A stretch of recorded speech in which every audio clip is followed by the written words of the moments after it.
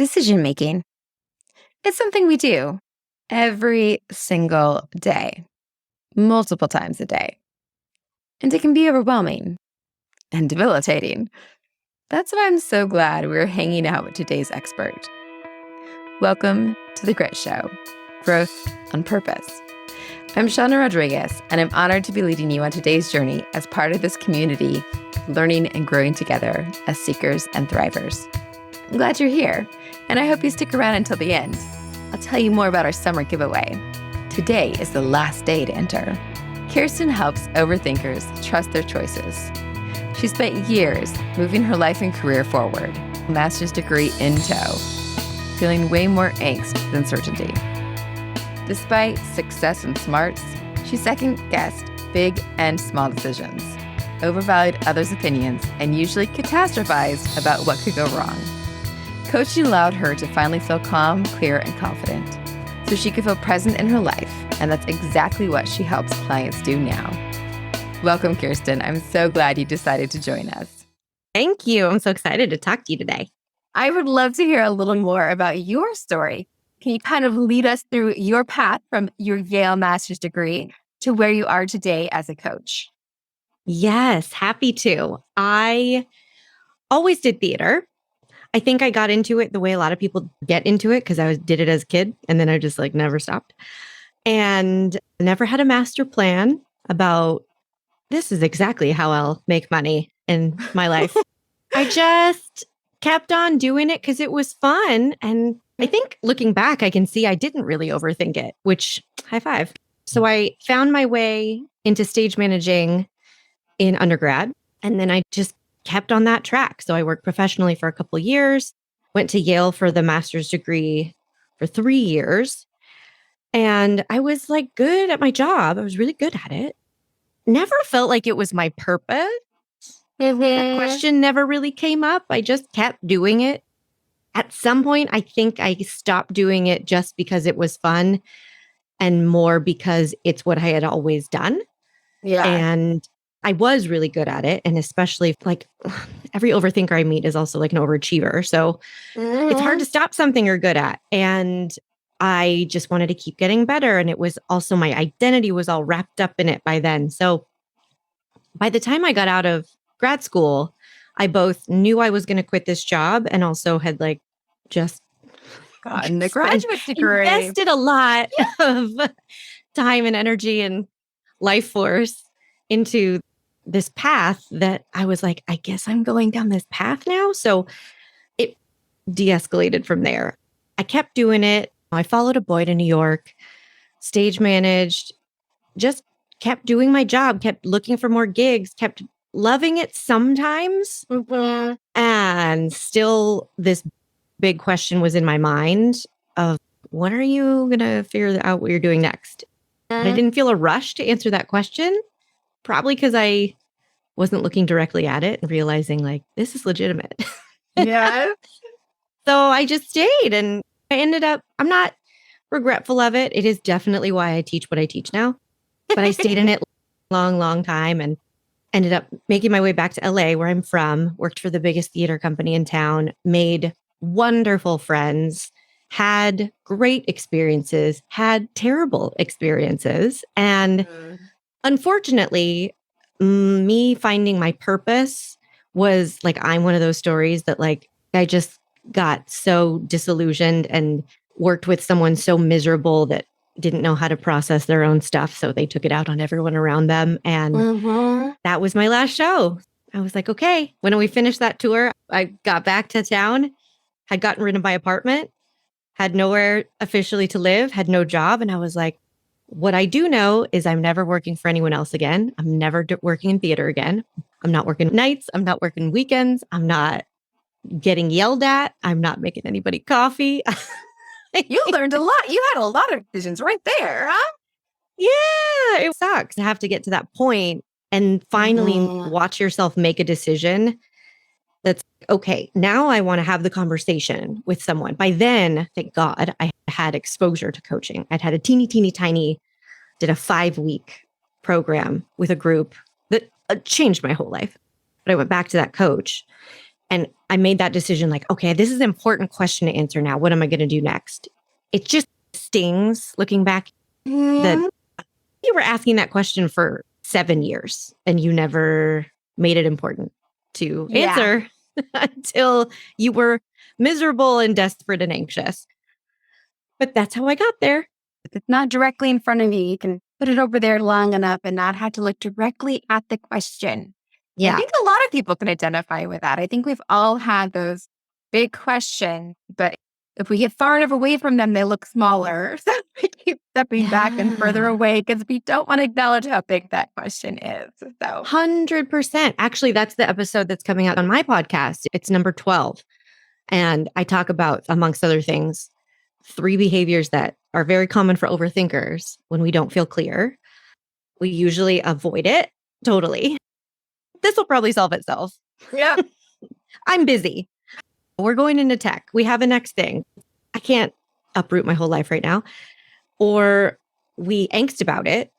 That's like when you look directly at that question, I think, but your like face is so close to the screen. You're like, I can't see anything. It's just terrible. If you're that close to it, it doesn't actually exist because you can only see one little thought of it, not the actual totality.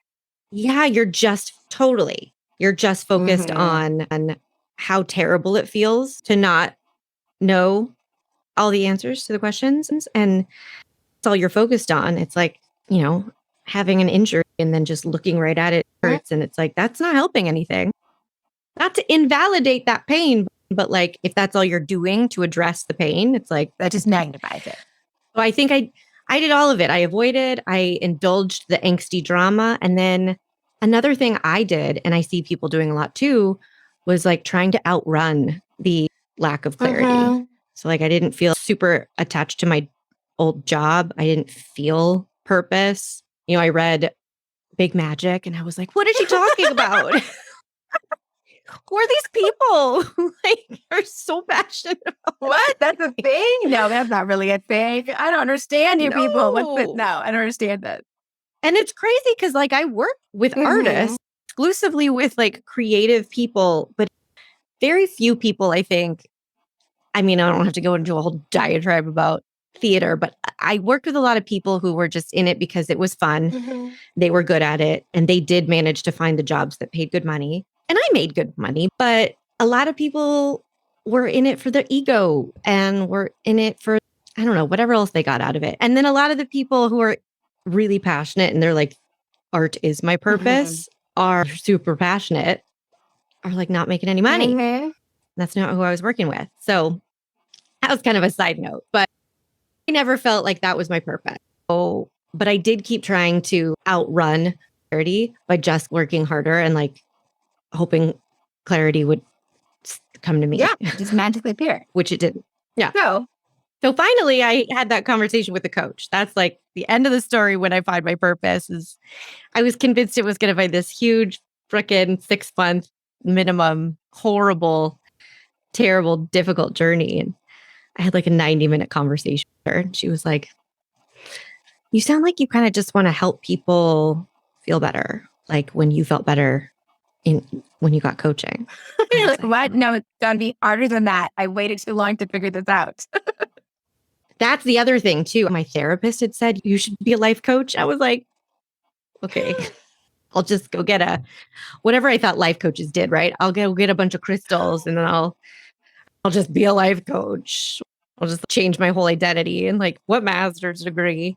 And then I got a life coach and it changed my life. And then I met with her after I decided to quit my whole career. And she was like, I think you want to be a life coach.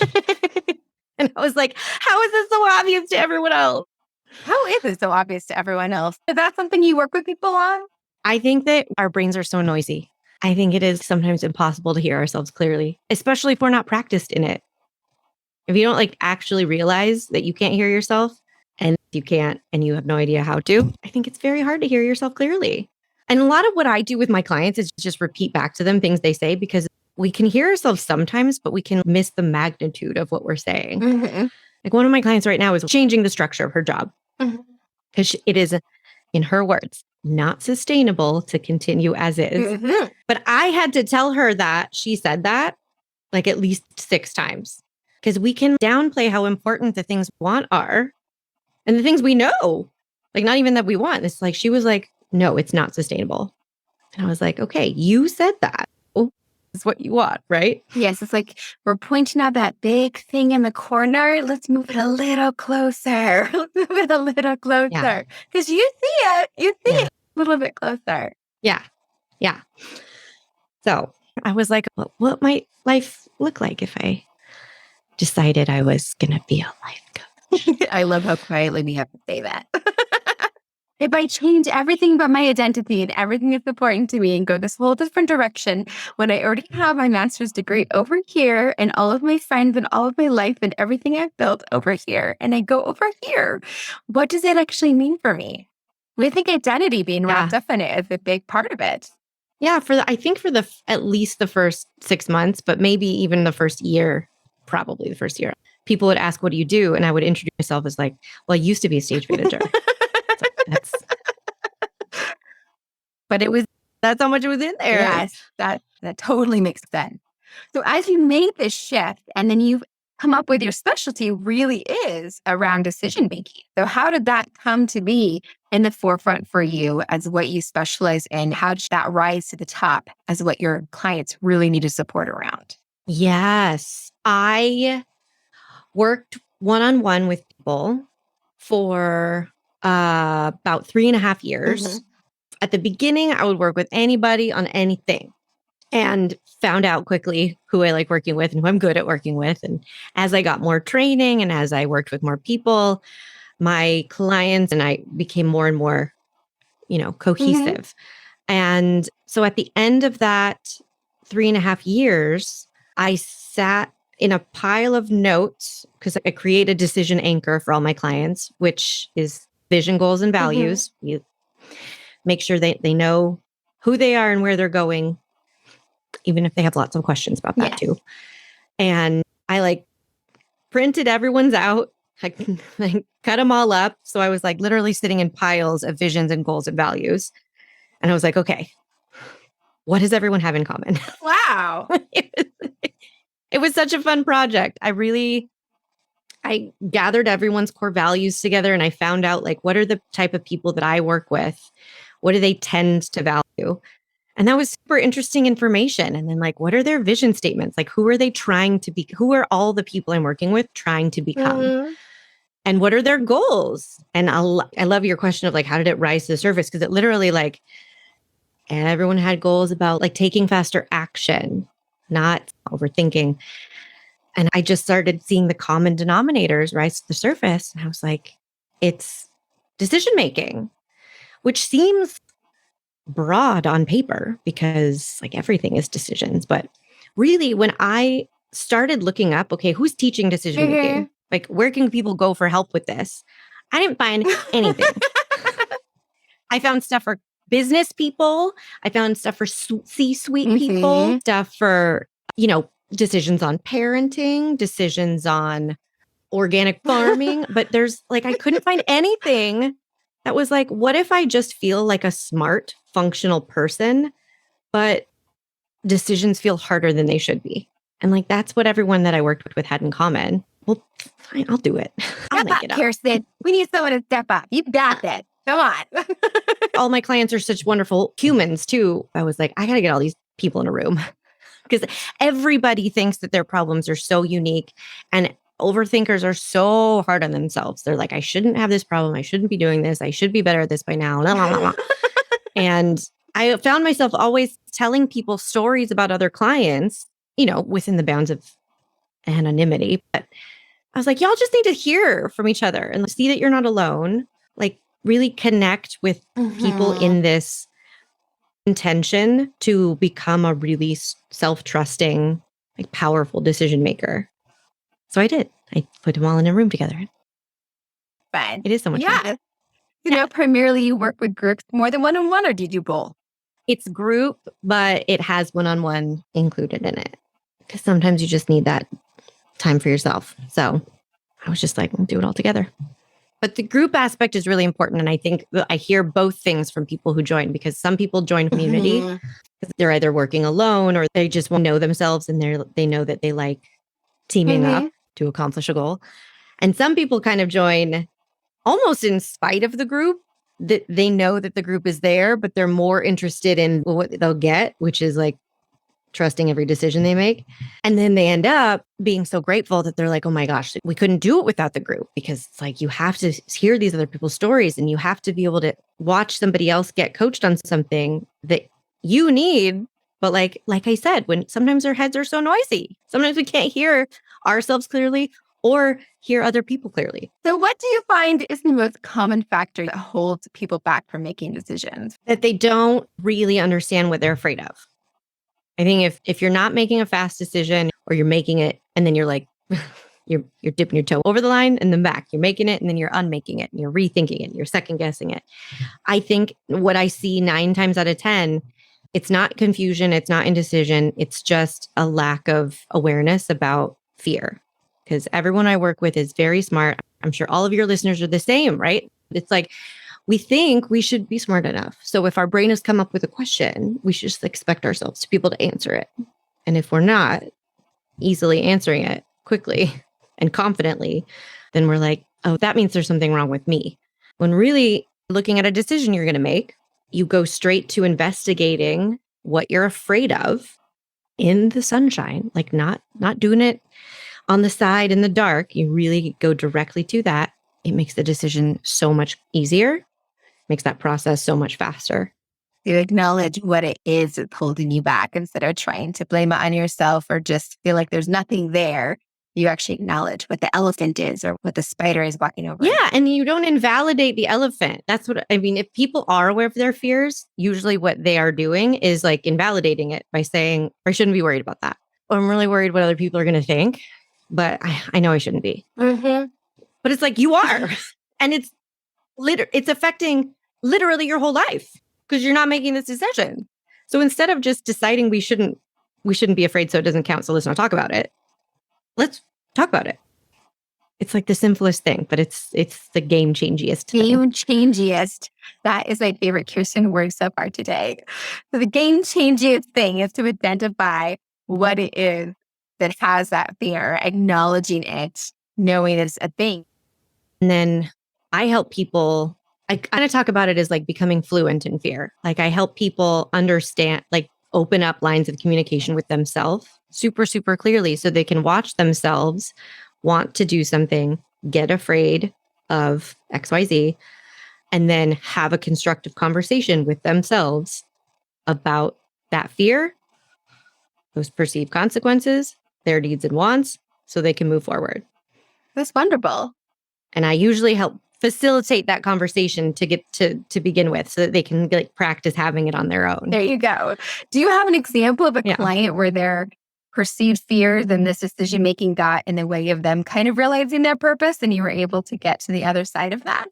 Well, I have a client right now who is moving into one career and out of another one where it's very similarly to me, although she's like much more accomplished and highly educated, but she had a lot of investment and a lot of identity in this different career.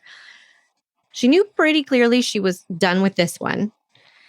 And it's interesting because her purpose isn't exactly in this new career. Her purpose is much more self-focused, which is like, my purpose is to enjoy my life and love my family and make a bunch of money because that's fun and do more of what I want. Like I love her. I would be interested to hear what her conception of her purpose is right now, because it's not as attached to this job thing as I think it used to be. Do you hear that a lot? Yeah, I think that's actually one thing I'm hoping we get to explore more is that understanding that purpose doesn't have to be wrapped up in your career. That's often when you lose your purpose because you wrap your identity and you try to attach your purpose to your career, and it's often mismatched and it gets confused. And so knowing what your purpose is doesn't have to be connected to your career. And sometimes you can realize your purpose through the work you do and through your career, but not in all cases. And it gets dangerous because careers can shift and change. Careers can get lost. And so it's kind of knowing that deeper part of your purpose so that you can keep it flowing. And that even goes with if your purpose is to be a mom and to be part of a family, to understand your purpose is to give your nurturing and your caring and your love to people closest and dearest to you. And so it can shift and change as as a mom, right? So that she can change as the seasons of being a mom can change. So that as you look at purpose to see that deeper layers of it, like you're saying, like her deeper layers, she might have been realizing some of that through her career, but that didn't mean when the identity got wrapped in, it's her to get away from that career. And that's why it's exciting to be able to separate those things out and find yourself in there so that you can be able to move towards what's really realizing your purpose. I love that. I love that it doesn't have to be what so many of us grow up thinking it should be, or we're taught from someone that your purpose should be the job you choose. Or you better choose a good job too. It should probably help people, especially if you're a woman. So I love that she let herself get some space to find out, like, what is my purpose? Like, really in terms of what do I want the purpose of my time to be, my energy. And the fear, like natural fears came up, of course, right? So she was afraid of certain things, like what is somebody going to think? What relationship is going to be compromised by this? What is it going to mean if I don't immediately make money at this new career? And of course, that's not how fears present in our mind, right? We're usually like at the surface level, it's like, oh, I can't disappoint that person. But if that's how it's sounding in your head, it's like conversation killer, right? Because it's like, well, if you think that, then you're right. Like you're making yourself right. So it's like, okay, we can't. So I just helped her just continue the conversation. What do you think is going to happen if you don't make money right away? And really like separating out the fears and to simplify things, really separating out like, well, I'm worried about this logistical bill payment. It's like, great. You can address that on its own. What else? I'm worried that like my husband's going to judge me by itself. I'm worried that I'm going to fail. It's like, great. That's so good to know. We'll address that by itself. I can't not make money, right? Same thing with like the fear of like the FOPO, right? The fear of people's opinions. She was so afraid of what someone was going to think and like what the consequences were going to be. And it's so hard to do on your own. It's so hard because your thoughts get all piled up on yourself and your anxiety is making your head all cloudy. So it's really nice to have some help and just separate out your fears, simplify it, and like take them on one at a time. So she got to make that purpose that she was becoming clearer and clearer on and anchor into that than this nervous system reaction to like the thought of like not making money or upsetting this person. Because you can see when you look into it and you really investigate that fear and see how much is behind that initial like knee-jerk fear. Of course, your nervous system is like wanting you to shut down and run away because look at how much is baked into this one tiny thought. I can't make money. It's like you're worried about this bill and your husband's opinion of you and like your whatever failure means to you. So it's just like breathe and then take on one at a time so it doesn't feel impossible. And then in the meantime, she gets to keep going, implementing her decision to actually make this career shift instead of staying stuck in that fear, not really understanding what it's about and missing out on living her purpose. Yeah. And it's like layers of cellophane that you stack them all up and it just looks black and you can't even see through it. And so you need someone else to peel out these layers and find those colors for you because you can't even find where they unpeel. Yes, that's brilliant analogy. That's exactly what it's like. So, yeah. So coaches, very useful. They can help you peel back those layers and find the different colors so you can stop just seeing the black that's blocking you from the things you want and finding your purpose. I love a good analogy. Yes. Beautiful thing. I don't have confetti, but I have analogies. I'll take them. We'll trade. I'll take them. That works. So in your life, when you were able to pivot to be able to do coaching and finding it, what does that feel like to find the place where you fit and where you could offer what you had? It actually feel like I'm sitting into my purpose. Like I found my lane. If I really think about that specific question, it felt calm and joyful at the same time and very like grounded, like certain, unattached. Because when I'm in my purpose is helping free the world of overthinking. Like I want to help all the overthinkers because I can see on a timeline just how much of my own life I missed out on because I was so in my head. And I don't want anybody to miss out on their life. Our time is not guaranteed. We don't have to go just like jumping off cliffs and spending our 401ks on yachts. But we do have to have really good reasons that we not act on our dreams. Mhm. When I'm in that mode with people and I'm having conversations that help them prioritize themselves, hear themselves more clearly, make a self-honoring decision, even if they like laugh about how small it Mhm. is, but they still know they're going to celebrate it in the group because they're like, I actually know this is a big deal. That feels like great. I don't need anything else. It calms the part of my brain that it's always trying to plan the next thing and look ahead to like, oh my gosh, we could do this and we could do that. Where are we failing and what's everyone else doing? And all of that noise. It's a calm place in my brain. And that's why that's the Yeah. interesting juxtaposition of the name of the show be the grit show. And yet the conversations are all about finding the ease and trying to help people realize that like we have grit. I think that my listeners have grit, and too often people try to associate the grit with being stuck in that career and just working harder at something and persevering where you shouldn't be, and moving more in the quicksand to just like wiggle yourself deeper instead of actually getting out of the quicksand and finding where you're supposed to be, where things can flow and be in alignment, and you can be using your strength and using your purpose and finding where things move easier. So that's why I love the title. That's the listeners, but I definitely want us here to help people look at the what you have the grit. Let's look at how you can flow easier and having better decision making and not being paralyzed by all the options is definitely part of that. You are such a gift. Thank you. You are too. Well, then I'm glad we could come together. That's the perfect combination. Yeah, I am too. Yes, and you have a lot of exciting things that you offer just on your website for people to be able to explore and figure some things out for themselves. Can you talk a little bit about some of those things that you have? Yes, delicious. I have the podcast, so you can listen to the Decision Masters podcast and start undoing your overthinking habits right away. Build that self-trust, make a fast decision. And on the website, you can go to kirstenparker.com/checklist and get this like really beefy checklist. It takes a second to get through it.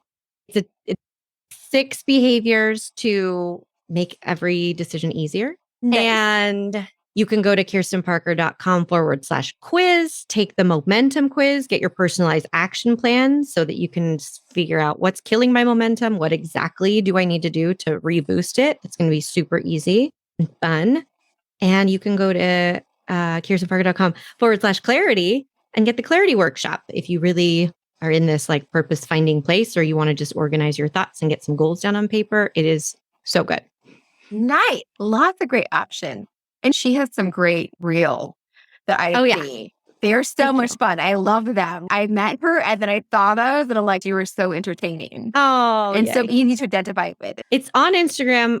I don't know if they get posted to Facebook too, but I hang out mostly on Instagram because I find Facebook more overwhelming. All right. Good to know. Yeah, and KP at KP Coaching. KP Coaching on Instagram. Great way to find you. I love it. You guys got to check her out. And I'm excited about the podcast. I haven't listened yet, and I'm excited to do that. The other thing we get to talk about a little bit is self-care. What do you do for self-care, Kirsten? I slow down. I'm like a fast talker. I'm a fast worker. So it's very easy for me to just work and never stop. And so my self-care is really like allowing myself to slow down and savor moments, like savor a little snuggle with my perfect angel baby pup, Clive. Like I made our little balcony into an oasis because I love loving my environment. And I think those are things that like those little things that are not at the top of the list, are not the most important thing for you to spend your time or money on, get kicked down the road a lot. Yeah. So I think that my self-care is like interrupting my own inner overworker, overachiever, hustler voice and like lovingly interrupting that. Saying like, yes, it's okay to make this other thing important. So that you can go out and have a morning cup of coffee on the balcony, which is now covered in palm trees, obviously. And like savor it and not need to go through a to-do list in your head or not need to cut it short because you probably should be working. It's allowing those ease moments to stretch out and just soaking them up. That's awesome. As part of our desire to spread self-care, we have a series of coloring books. Our first one is out. It is the Vintage Mermaid and Magnificent Ocean one. And we're going to be having one coming out soon, which is the You Got This, which is inspirational quotes and funny saying. And so we send one of those to each of our guests as a thank you. So Kirsten, do you have an idea about which one of those coloring books you would like to have? Oh, yeah. You got to quote me. Give me the quotes all day long. Quotes and funny sayings. Quotes and funny sayings. Done. We're going to give that to Kirsten. I love it. I love a quote. She find a good quote. I like it. I like it. So we are going to send you a copy of that as soon as it comes out. And you're going to have to post some of those pages once you get them colored. Deal. It's about your way of expressing yourself on the page, however that might be. Self-care skills. Self-care. Yeah. Self-care skills. That's the skills I'm looking for. Exactly. This is an as our listeners are walking away from our podcast today, what are some things they can just do tomorrow, tonight to add to their day to help them look at decisions and be able to cut through the overwhelm a little bit? I think it would be fun if you're listening to this and you want to take on a little 24-hour challenge. I think it would be fun to challenge yourself to make fast decisions. Nice. Not fast decisions about like your 401k, like I'm saying, but if there's, if you're planning a lunch, you foresee yourself overthinking that a little bit because you're getting nervous about are they going to like this? Am I going to want that? I would take that opportunity to just make a fast decision and commit to it. You can make the stakes as low or high as you want, but I think it's so fun to start proving to yourself, like I can make fast decisions. You just make them easy and simple and the world will not catch on fire. Nice. The stronger you make that muscle, like in little tiny decisions about lunch, the easier big decisions get, the more quickly you can make them, the less drama there is. So I would say you go build that muscle, make a fast decision about lunch. Done. All right. Next 24 hours, everyone listening, whatever time, but check your watch right now. The 24 hours, just make some fast decisions and see how that feels and see how that looks and build those muscles. Yeah. All right. That sounds like a great actual way to do things. Thank you so much, Kirsten. That was very valuable. And for your reminders to get your free Overthinkers checklist is on kirstenparker.com/checklist. Yep. And then there's also a Decision Masters program that's opening up enrollment. It does it regularly, but there's going to be one starting in October. Is that right, Kirsten? Wait, you talk about that a little bit too. I don't want to lose that one. Yeah, that is for people who really want to commit to making this habit change important and making it easy. So if you are in overthinking angst and you see yourself overvaluing other people's opinions, catastrophizing what could go wrong, and you know you're getting in your own way, then the Decision Masters program is your place to find community for other like-minded smarty pants who are all struggling with the same stuff and build a bunch of tools and in real life change the habits that you don't want to live with anymore. And it's fun because it's the holiday edition. So it's like, let's end 2022 with a bang. It extends a little bit into 2023. Let's like start 2023 strong. And then everything that's the source of the most like self-criticism and frustration in your life, let's just like freaking get rid of it so that you don't have to live the rest of your life with it. It's going to be amazing. Hear it out. Yeah. I like it. Excellent. So yes, so keep that in your back pocket as well. And I'm sure if you follow her on Instagram at KP Coach, you're going to be able to learn more about that as it comes available too. Yes, good plan. If you head on over to our website, thegrittshow.com, today is the last day to enter our Color My Summer and $50 gift card giveaway. And you do not want to miss out on this. You can win one of 5 coloring books and a $50 gift card. You have until 11 p.m. Pacific to enter. thegrittshow.com. Easy to remember. It's the title of the show. So get over there before you forget and get yourself entered. The default for the gift card is Amazon, but I'm letting the winner choose anywhere we can purchase an e-gift card. So I'm hoping for something that really supports self-care. We're kind of into that around here. So a local restaurant, favorite coffee place, bookstore, spa. We'll let you have Amazon, but come on, spa. Come on, good. Spa, Yes. spa. Go with the spa. Thank you so much for being with us today. And thank you, Kirsten, for being with us as well. My pleasure. Thank you so much. Quick reminder that last week was our last scheduled Thursday Thoughts. We'll be back next Tuesday and every Tuesday after with our conversational interviews. I've already heard from a few folks that they really loved the Thursday Thoughts. And if that is you, send me a DM on Instagram. I love to hear from you. And if there's enough interest, we'll see about bringing that back. Your info is important. After all, you are the only one of you, the only human being on this planet with your unique gifts, talents, opinions, and perspective to offer. And that means something.